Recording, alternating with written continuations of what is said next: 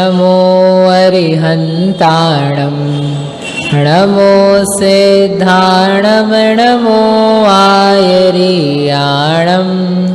नमो उवज्झायाणं नमो लोये सौवसाहूणं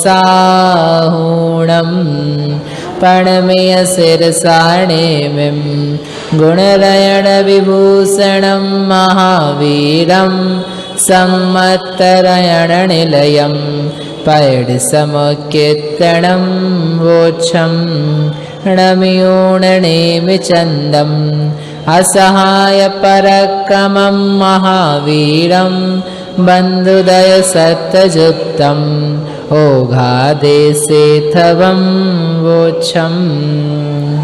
ये मांगलिक ग्रंथ श्री गोमठ सारजी कर्मकांड है। इसके रचयिता आचार्य भगवान श्री नेमिचंद्र सिद्धांत चक्रवर्ती हैं। इसमें द्वितीय अधिकार में बंध का प्रकरण है। इस बंध के प्रकरण में यहाँ पर अब आज से प्रारंभ करेंगे अनुभाग बंध। अभी तक किया प्रकृति बंध और स्थिति बंध।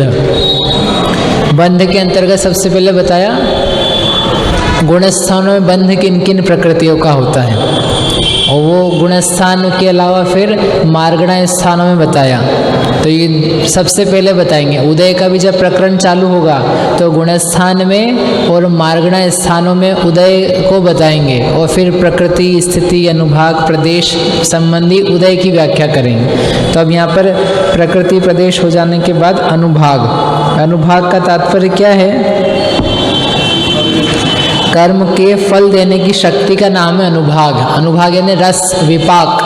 जो वह कर्म है उस कर्म में कितना रस है। जैसे आम आदि जितने फल हैं तो इन सब में फल है, रस है, तो रस से नापा जाता है। दूध है, दूध का अनुभाग कितना है? तो जैसे गाय का दूध है उसका अनुभाग, भैंस का दूध है उसका अनुभाग, तो उनके अनुभागों में अंतर है कि नहीं? तो कैसे नापेंगे? उसकी चिकनाई से, उसमें फैट वसा कितना है, उस प्रकार से उसको नापा जाता है। तो 1 लीटर ही है, 1 लीटर गाय का दूध है और 1 लीटर भैंस का दूध है। दोनों के अनुभाग में समानता है कि हीना दिखता है? क्यों? दोनों ही तो 1 लीटर हैं। कि दोनों भले 1 लीटर होवे, मतलब मात्रा उनकी समान है, मात्रा समान होने पर भी उसमें पाया जाने वाला जो फलदान शक्ति है वह भिन्न भिन्न प्रकार की है। इसी प्रकार से अनंत कर्म एक जीव ने भी बांधे, अनंत कर्म दूसरे जीव ने भी बांधे, यानी परमाणु की संख्या प्रदेश, अथवा दोनों ने समान स्थिति का बांधा, ऐसा भी समझ लो, 100 वर्ष का 100 वर्ष का, परंतु फिर भी दोनों जीवों के फल देने संबंधी जो शक्ति है कर्मों में वो समान ही होवे, ऐसा नहीं है। दोनों को अलग अलग भी होता है, क्योंकि दोनों ने भिन्न भिन्न परिणामों से उन कर्मों को बांधा है। तो ऐसा होने से उसमें जो फल मिलेगा, फल कब मिलेगा? जब उदय आएगा। तो उदय आने पर जो फल प्राप्त होगा वो अलग अलग प्राप्त होता है, क्योंकि उसका अनुभाग अलग अलग पड़ा है। वास्तव में जो हमें कर्म का फल मिलता है वो इसी का मिलता है, अनुभाग का। प्रकृति तो उसका टाइप है, नेचर है। प्रदेश तो परमाणु की संख्या है, और जो स्थिति है तो वह स्थिति भले लंबी पड़ी रहे, उससे मतलब नहीं। जो वर्तमान एक समय की स्थिति है वही हमें फल में आती है। तो उस समय भी फल में क्या आता है? अनुभाग फल में आता है। विपाको अनुभव है, इसलिए उसमें सूत्र में दिया विपाक का नाम अनुभाग अनुभव है। जो अनुभव में आता है वह अनुभाग कहलाता है। कर्म के फल देने की शक्ति हमारे अनुभव में आती है। पुण्य का कितना तीव्र विपाक है तो उसके अनुसार पुण्य का अनुभाग, पुण्य का अनुभव होता है। और पाप का तीव्र विपाक है, यानी वह पाप का फल भोगने में आता है। यदि पाप का ही विपाक अल्प हो तो वैसा फिर फल भोगने में नहीं आता है, ऐसा समझना। तो इसलिए अब यहाँ पर अनुभाग के माध्यम से बताते हैं। 22 गाथाओं में ये प्रकरण चलेगा। पहला 163वीं गाथा। सुहपय डीण विसोही तिवो असुहाण संकिले सेण विवरी देण जहन्नो अनुभागो सौवपय डीणम। अनुभाग बंध का बंध बता रहे हैं। स्वरूप समझ में आए? अनुभाग यानी उसके फल देने की शक्ति। तो फल देने की शक्ति भिन्न भिन्न प्रकार से होती है। तो कहते हैं शुभपैडीण, जो शुभ प्रकृतियां हैं उनका विसोही तिव्वो, विसोही यानी विशुद्ध, विशुद्ध परिणामों से तिव्वो तीव्र बंध होता है। जो पुण्य प्रकृतियां हैं, पुण्य प्रकृतियां कितनी बताई थी? 100 पुण्य प्रकृतियां नहीं है, 68 विस्तार से। 100 तो पाप प्रकृतियां हैं, 48 या 68 कहो तो वो क्या है? पुण्य प्रकृतियां। तो जो पुण्य प्रकृतियां हैं उन सब के लिए कह रहे हैं कि उनका अनुभाग बंध अधिकतम होवे, ज़्यादा से ज़्यादा होवे। कौन से परिणामों से होगा?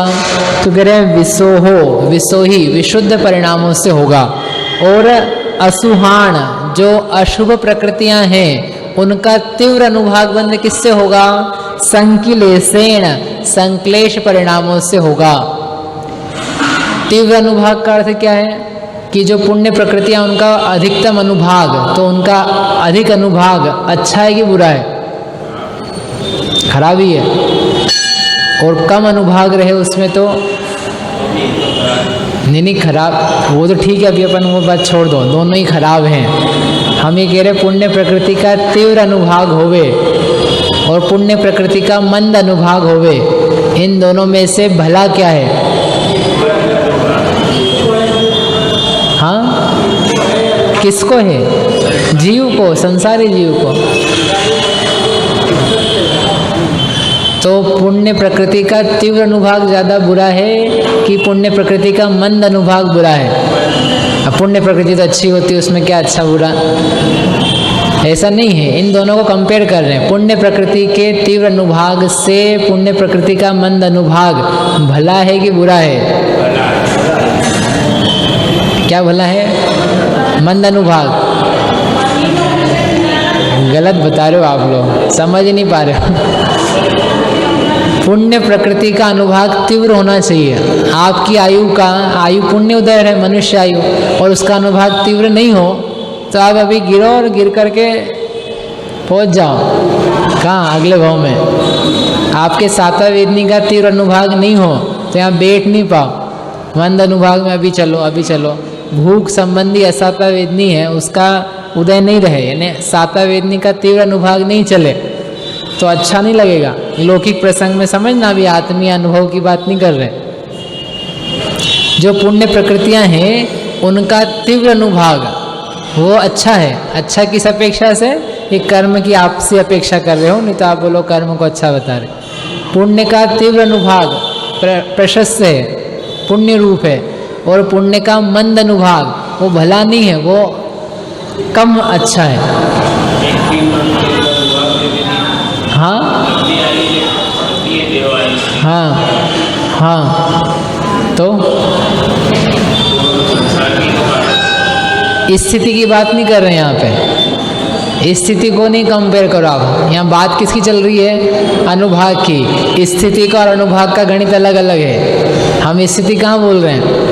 हम तो अनुभाग की पूछ रहे हैं। पुण्य प्रकृतियों का अनुभाग, यानी पुण्य प्रकृतियों में फल देने की शक्ति। आप बाजार से आम लेकर के आए, मीठा आम, वो मीठा आम बढ़िया सुहावना सुंदर रस वाला है, अधिकतम रस वाला है। ये भला है कि एक आम लाए, मीठा तो है लेकिन गिल पिला सा, फीक फीका सा, उसमें सुगंध वगैरह नहीं है, वो अच्छा है।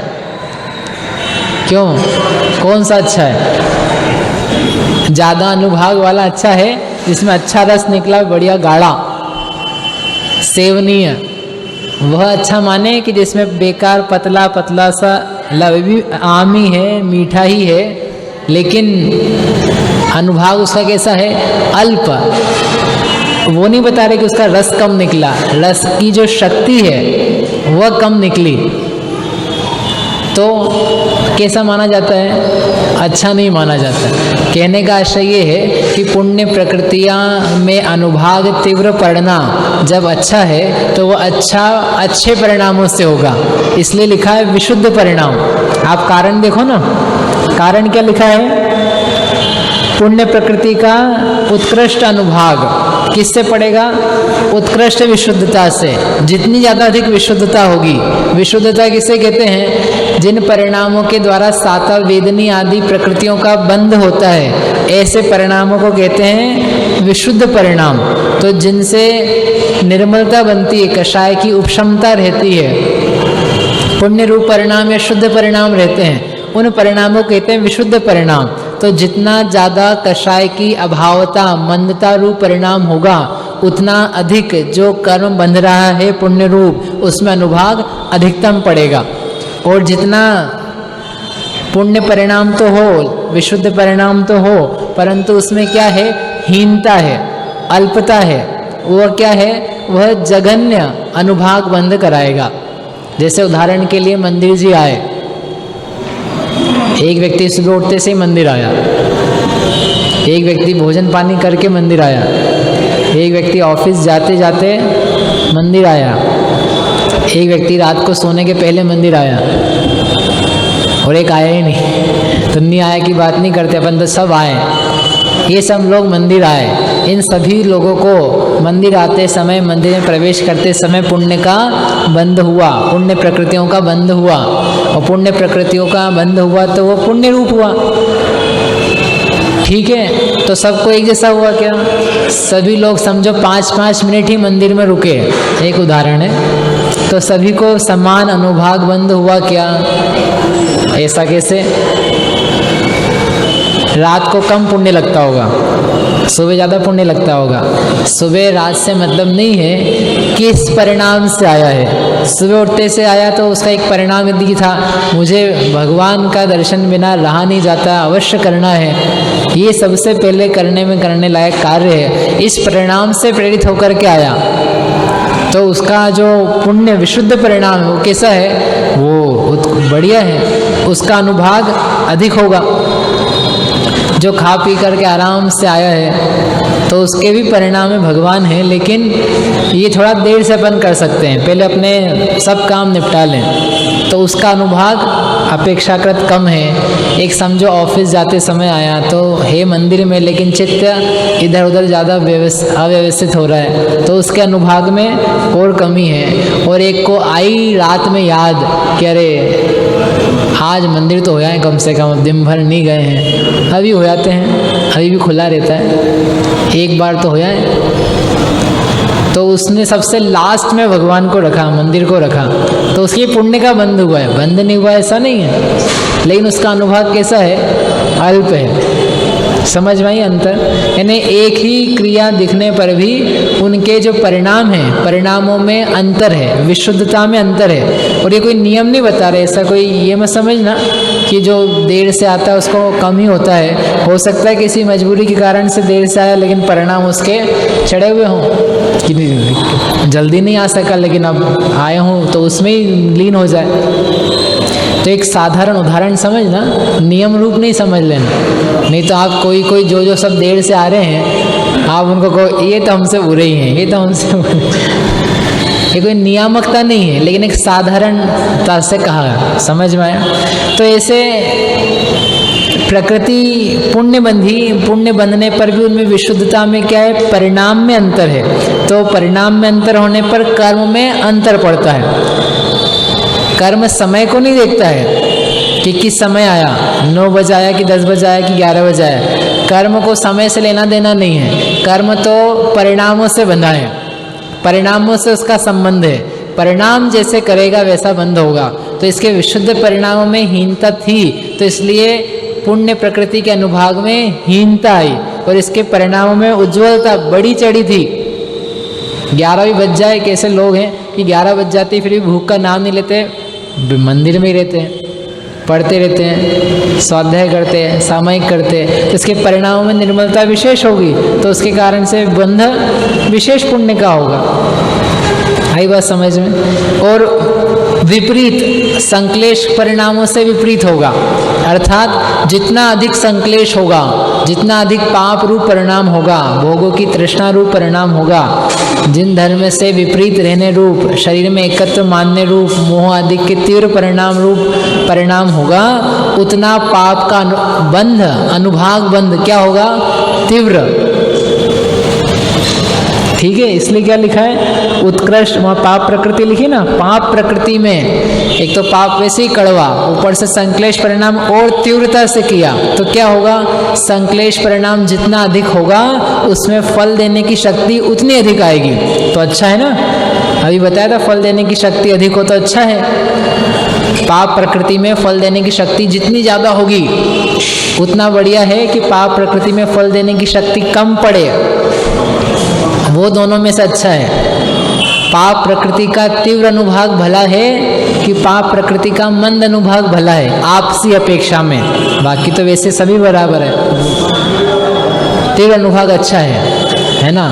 तो आपको असाता का तीव्र अनुभाग ला दें तो कितना मजा आएगा। तो आप तो भला बोल रहे हो। पाप प्रकृति का साता में थे ना, पाप का पूछ रहे ना, पाप प्रकृतियों का तीव्र अनुभाग भला है कि मंद अनुभाग भला है। तीव्र अनुभाग भला नहीं हो, पुण्य प्रकृतियों का तीव्र अनुभाग भला है कि मंद अनुभाग भला है, तीव्र भला है। आपसी विवक्षा में समझ रहे, बार बार कहना पड़ रहा है, क्योंकि अनुभाग तो कर्म सारे ही जब बुरे हैं तो कोई बात ही नहीं है, लेकिन इनको आपस में कंपेयर करके कह रहे हैं। ठीक है, पाप प्रकृति के मंद अनुभाग और पुण्य प्रकृति का मंद अनुभाग, इन दोनों में से बेहतर क्या है? पाप प्रकृति का मंद अनुभाग और पुण्य प्रकृति का मंद अनुभाग। पाप प्रकृति का मंद अच्छा है। क्यों भैया, क्या पाप ने लाभ करा दिया है?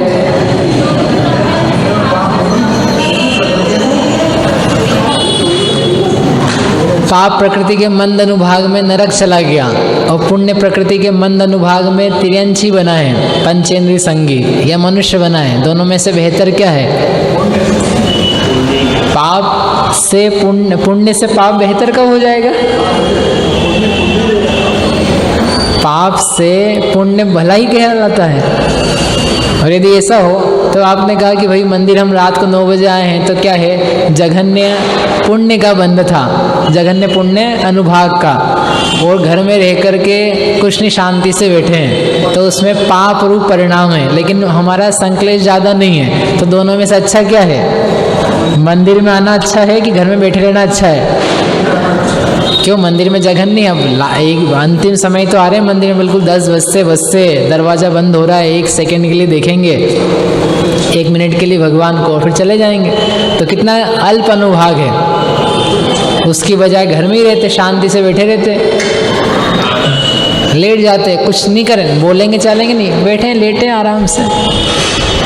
क्यों जी, दोनों में से भला क्या है? दोनों ही जघन्य हैं। इधर मंदिर में जघन्य पुण्य है और घर में जघन्य पाप रूप परिणाम है, ऐसा मान रहे अपन। क्या भला है? मंदिर आना भला है, जघन्य पुण्य भी हो तो भी भला है। पाप से व्रतों अव्रतों से व्रतों में रहना श्रेष्ठ, ऐसा कहा ना। इन्हें पाप से पुण्य तो भला ही है, लेकिन उस पुण्य में जघन्य से उत्कृष्ट अनुभाग बढ़ा।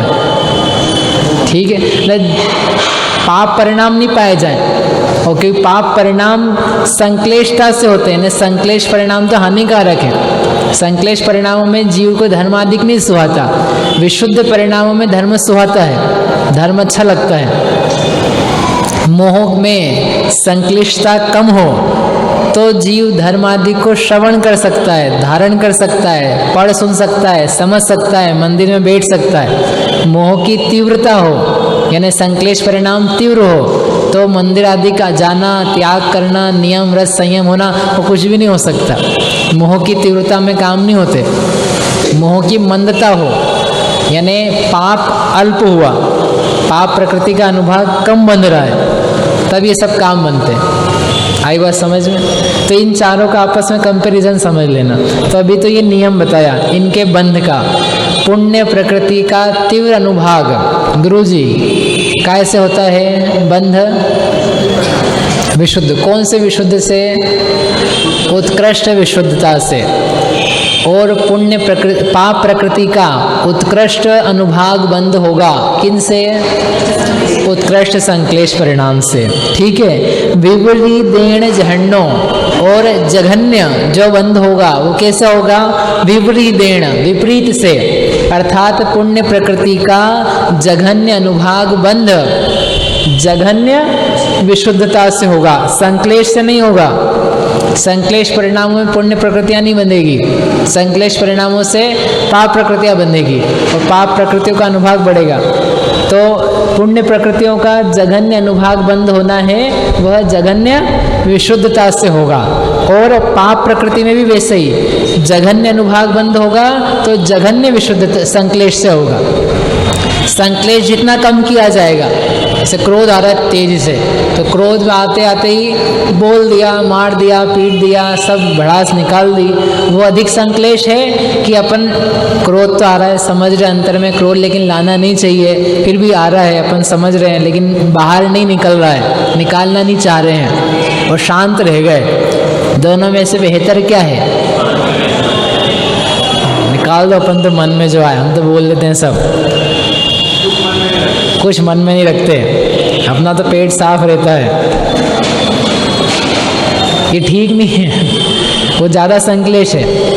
व्यक्ति भले कहे कि हम तो साफ रहते हैं, साफ नहीं रहते, तेरा लौकिक व्यवहार बराबर नहीं है, कषायों की तीव्रता है। तो क्या करें, अंदर ही अंदर घुटते रहें, घुटते नहीं रहो, तत्व ज्ञान का प्रयोग करो, समीचीन ज्ञान विवेक से काम लो, पदार्थों के स्वरूप का विचार करो, कर्म के बंध उदय सत्व आदि का विचार करो, उसके द्वारा कर्म को उपशमित करो।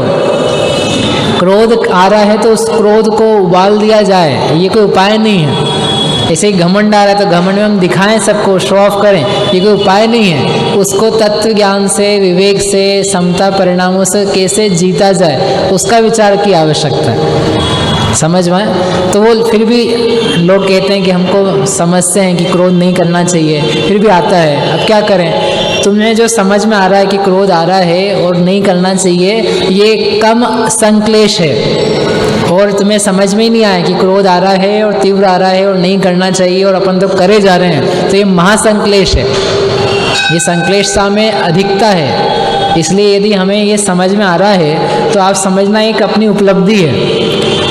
लोगों को ये समस्या रहती है कि अब पढ़ते पढ़ते इतने दिन हो गए, फिर भी हमको क्या करें, गुस्सा तो आता ही है, लोभ तो रहता ही है।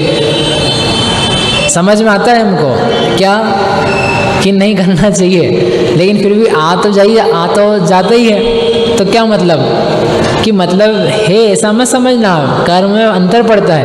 आपको ये जो परिणाम भी पैदा हो रहा है, ये परिणाम बिना समझे नहीं हो रहा है, बिना पढ़े नहीं हो रहा है, और आप स्वयं देख लेना उसमें अंतर पड़ा है। उस संक्लेश में और इस वर्तमान के संक्लेश में अंतर आया है। और आप कहो कि अभाव हो जाए क्रोध का, मान माया लोभ का सर्वथा गृहस्थी में रहते हुए, तो ये तो असंभव है, ये संभव नहीं है। आप सोचो कि लोभ घर में रहते हुए बिल्कुल भी नहीं हो, क्यों जी? संभव है। आप घर में हो, यही लोभ है, शरीर ठीक बना रहे, कपड़े ठीक बने रहें, ये सब लोभ तो नियम से होगा। कहाँ पर? घर में रहते हुए। घर में रहते हुए अभाव नहीं होता है, कम होता है, समझ बनती है उसकी, उसके प्रति हेयता का परिणाम आता है। ये करने लायक नहीं है, ये उचित नहीं है, इतना श्रद्धान बनता है, ज्ञान बनता है, इतने तो संक्लेशता की हानि होती है। लेकिन सर्वथा तो आगे जो चीज़ आगे होती है उसको पीछे कैसे कर लोगे? और पीछे करने का प्रयास करोगे तो आपके हाथ में निराशा हाथ लगेगी, वो फ्रस्ट्रेशन आता है, फिर कुछ हो तो रहा नहीं है, कुछ हो तो रहा नहीं है, तो वो स्वाध्याय भी बंद हो जाता है, वो पढ़ना, मंदिर जाना ही बंद हो जाता है कि मंदिर जा रहे फिर भी कषाय कम नहीं हो रही। कषाय में कमी आप समझ रहे हो ना, यही कमी हो रही है, कम करने लायक लग रही है, ये कमी है। लोगों को कम करने लायक भी नहीं लग रही है, और यदि अपने को नहीं लग रही हो कम करने लायक, तो वो समझने की ज़रूरत है, वास्तव में कषाय से मैं दुखी हूँ, मुझे कषाय कम करने लायक है। धन संपत्ति वैभव उसमें हीनाधिकता की जरूरत नहीं है, अपने कषाय परिणाम, मोह परिणाम, इनमें हीनता की आवश्यकता है। ये जितना समझ में आ रहा है, ये संक्लेशता में कमी हो रही है, और जितना बाकी उतना बाकी है।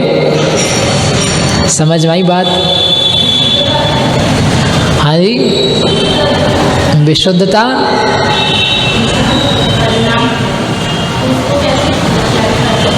विशुद्ध परिणाम यानी जो भोगों के प्रति जितना उदासीनता का परिणाम है, देवशास्त्र की भक्ति का परिणाम है, जो कषाय की हीनता का परिणाम है, वह विशुद्ध परिणाम है। हाँ, जो हाँ घर गृहस्थी में है तो जैसे भोजन है, भोजन अपन देख देख करके शोध करके बना रहे हैं। चावल लिया आपने, चावल बनाने के पहले बीन लिया जाए तो विशुद्ध परिणाम है। जीव हिंसा तो नहीं हो जाए इसमें। हम व्यापार कर रहे हैं, व्यापार में न्याय नीति से हम व्यापार कर रहे हैं तो उसमें विशुद्धता का अंश है। समझ में आया? भोग हमारे समीचीन है, समीचीन यानी अन्याय रूप नहीं है। रात्रि भोजन त्याग है, तो जिस समय भोजन भी कर रहे रात्रि भोजन त्याग है तो उसमें विशुद्धता का अंश बना हुआ है। समझ में आया? तो जहाँ जहाँ जितना त्याग बना हुआ है पाप से भयभीत होकर के, तो वहाँ पर उतनी विशुद्धता के अंश बने हैं। ठीक है। ऐसे ही किसी को डांटने में भी इतना ध्यान रखा कि ऐसे वचन नहीं निकल जाए। कैसे? कि बहुत ही इसका मर्म छेद हो जाए, कठोरता नहीं आ जाए, जितना योग्य उतना ही हो, उससे अधिक नहीं हो जाए। हम गलत आरोप नहीं लगाने लग जाएं। क्रोध में भी विवेक रह सकता है, उतना ही कहा जाए जितना हुआ है। नहीं तो क्रोध में पूरा ही विवेक खो करके अब मन से लगाना चालू कर दिया, जो उसने नहीं किया सामने वाले ने वो भी कहना चालू कर देता है व्यक्ति, तो महाक्रोध है। और उसमें विवेक बना हुआ है कि गुस्सा आ रहा है, गुस्से में हम कह रहे हैं, हम समझ रहे हैं, लेकिन वही कह रहे हैं जो तुमने गलती करी है, तो वहाँ पर कम है, वहाँ पर एक किंचित विशुद्धता है। पाप रूप परिणाम भी है, यद्यपि संक्लेश भी चल रहा है, लेकिन विशुद्धता का भी एक किंचित अंश है, जिसके कारण से वो आपे से बिल्कुल बाहर नहीं जा रहा है। समझ में? वो वचन जो निकल रहे हैं वो योग्य ही निकल रहे हैं। अभी भी अपशब्द नहीं आ रहे हैं, अभी भी गालियाँ नहीं आ रही है, अभी भी मरने मारने की बातें नहीं आ रही, सामान्य बातें ही है। समझ में? तो वह संक्लेशता की हानि रूप परिणाम। और विशुद्धता में फिर वो भाव ही पैदा ना होवे, वो भाव पैदा भी होवे तो उसको बंद करने का विचार होवे, तो वो विशुद्धता रूप परिणाम। ठीक है। हाँ, साथ में मतलब वैसे तो क्या सामान्य रूप में एक समय में एक ही कहा जाए, लेकिन साथ में दोनों बंध होते हैं। जैसे मिथ्यात्व का बंध भी होता है और सातावेदनी का बंध भी होता है, एक ही परिणाम से, एक ही समय में एक परिणाम है ना। सातावेदनी का बंध भी है और अशुभ प्रकृतियों का बंध भी है। तो अशुभ प्रकृतियों का बंध है, उसमें जितना संक्लेश मोह रूप परिणाम है वह संक्लेश परिणाम है। उस संक्लेश परिणाम के होते हुए भी पाप से बचने का, भोगों से बचने का या अन्याय रूप कार्य नहीं करने का जितना विचार है उतना उसमें संक्लेशता का अभाव विशुद्धता का परिणाम है। तो वहाँ साता का ही बंध हो जाता है। ठीक है, समझ में आया? ठीक है। अर्थ साता, ये सर्व पैडीन मनुभावो, सर्व प्रकृतियों के अनुभाग के लिए नियम दे दिया। स्थिति बंध के लिए जो नियम कहे थे उसमें अलग था, यहाँ जो नियम कहे वो अलग है। स्थिति बंध में तो क्या कहा था कि जितना अच्छा विशुद्ध परिणाम होगा स्थिति उतनी कम बनेगी। जितना अधिक विशुद्ध परिणाम होगा, विशुद्धता में उत्कृष्टता होगी, उतना स्थिति बंध कम से कम होगा। पुण्य का कि पाप का, दोनों का, तीन प्रकृति को छोड़ करके। और जितनी ज़्यादा संक्लेश परिणाम होगा, संक्लेशता की तीव्रता होगी, उतना स्थिति बंध अधिक होगा। पुण्य का कि पाप का, दोनों का। अधिक संक्लेशता है ना, तो पाप का या पुण्य का, दोनों का स्थिति बंध अधिक होगा। यहाँ पर क्या कह रहे कि ऐसा नहीं, उत्कृष्ट संक्लेश है तो अनुभाग उत्कृष्ट बंधेगा, उत्कृष्ट विशुद्धि है तो अनुभाग उत्कृष्ट बंधेगा पुण्य प्रकृति में, वहाँ पाप प्रकृति में। यहाँ उत्कृष्ट से कम स्थिति बंधेगी ऐसा नहीं, वहाँ उत्कृष्ट विशुद्धता थी तो स्थिति बंध कैसा हो रहा था? कम हो रहा था। यहाँ उत्कृष्ट विशुद्धता है तो अनुभाग बंध कितना है? उत्कृष्ट, क्योंकि अनुभाग बंध को प्रशस्त माना गया है। प्रशस्त प्रकृतियों का अनुभाग प्रशस्त है और अप्रशस्त प्रकृतियों का अनुभाग अप्रशस्त है। समझ में ही बात। पुण्य प्रकृतियों का अनुभाग पुण्य रूप माना है और पाप प्रकृतियों का अनुभाग पाप रूप माना है। और स्थिति में क्या था कि पुण्य प्रकृति हो कि पाप प्रकृति हो, दोनों की ही स्थिति पाप रूप ही है, खोटी ही है, बुरी ही है, संसार बढ़ाने वाली है। इसलिए पाप पुण्य दोनों प्रकृतियों की स्थिति पाप रूप होने से उनके स्थिति बंध के नियम अलग कहे थे। ठीक है। असाता वेदनीय आदि शुभ प्रकृतियों का अनुभाग बंध विशुद्ध परिणामों से उत्कृष्ट होता है, उत्कृष्ट विशुद्ध परिणामों से उत्कृष्ट होता है। और असाता वेदनीय आदि अशुभ प्रकृतियों का अनुभाग बंध संक्लेश रूप परिणामों से उत्कृष्ट होता है और विपरीत परिणामों से जघन्य अनुभाग बंध होता है। इस प्रकार सब प्रकृतियों का अनुभाग बंध समझना चाहिए। ठीक, अब आगे ये हो गया, सामान्य नियम बता दिया। अब यहाँ से आगे चालू कर रहे हैं कि जघन्य अनुभाग बंध और उत्कृष्ट अनुभाग बंध के स्वामी कौन है। तो पहले किसको बताएंगे? उत्कृष्ट अनुभाग बंध को। उत्कृष्ट अनुभाग बंध के स्वामी कौन कौन है? देखो एक गाथा पढ़ देते हैं अपन अभी। बादालम तुपसत्था विसोहि गुण मुक्कडस्ते वाओ बासी दियपसत्था मिच्छुट्कड़ संकिलेठस। पसत्था प्रशस्त प्रकृतियां कितनी हैं? बादालम, बादाल, बादाल यानी 42। 42 कैसे हो गई? अभी तो 68 बता रहे थे। क्या करो, उनको कम करो। कितनी कम करेंगे? 68 में से 16 और 10 26। 26 कम करो 68 में से, तो कितनी बची? 42। 68 क्यों कम कर दी? सॉरी 26 क्यों कम करी? जो स्पर्श रस गंध वर्ण संबंध इसका विस्तार किया था, तो 16 20 की जगह कितनी लिखी? 4 ही लिखी, तो 16 वो कम हुई। और जो बंधन और संघात प्रकृतियां हैं 5-5, उनको शरीर में ही शामिल किया, तो कितनी कम हुई? 10 और कम हुई। तो 68 में से गई 26, तो कितनी बची? 42। तो इसलिए आचार्य देव ने कही 42 प्रकृतियां जो प्रशस्त हैं वे विसोही गुणम उक्कडस्य तिव्वाओ, विशुद्धि रूप जो गुण है वह उत्कृष्ट रहे तो तिव्वाओ तीव्र उनका अनुभाग बंध होता है। 122 कर्म बंध की उदय योग्य प्रकृतियां हैं और 120 बंध योग्य हैं।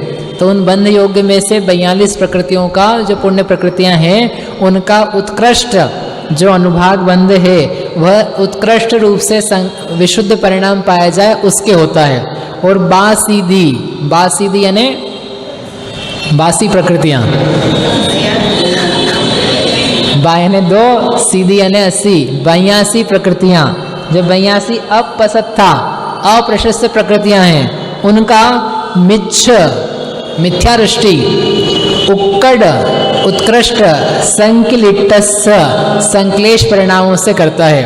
यानी पाप प्रकृतियों का उत्कृष्ट अनुभाग बंध मिथ्या दृष्टि ही करता है। क्यों? क्योंकि मिथ्या दृष्टि को ही उत्कृष्ट संक्लेश होता है। सम्यक दृष्टियों को चाहे जितना कुछ भाव बन जाए परंतु उत्कृष्ट संक्लेश नहीं होता। तो अनुभाग बंध पाप प्रकृतियों का उत्कृष्ट संक्लेश के उत्कृष्ट अनुभाग बंध के स्वामी कौन है? मिथ्या दृष्टि। और जो पुण्य प्रकृतियां हैं उनके उत्कृष्ट अनुभाग बंध के स्वामी कौन है? तो अभी ये नहीं बताया मिथ्या दृष्टि की सम्यक दृष्टि, अभी इतना कहा जिनको विशुद्ध परिणाम उत्कृष्ट है उनको होगा। अब एक एक का अलग अलग बताएंगे। जो 42 प्रकृतियां हैं उन सब का अलग अलग बताएंगे कि सम्यक दृष्टियों में किस किस को किसका होता है और मिथ्या दृष्टि में यदि होता है तो किसको होता है। क्योंकि कुछ पुण्य प्रकृतियों का उत्कृष्ट अनुभाग बंध मिथ्या दृष्टि को भी होगा। कैसे होगा वो देखेंगे। ठीक है। जावाणी के ज्ञान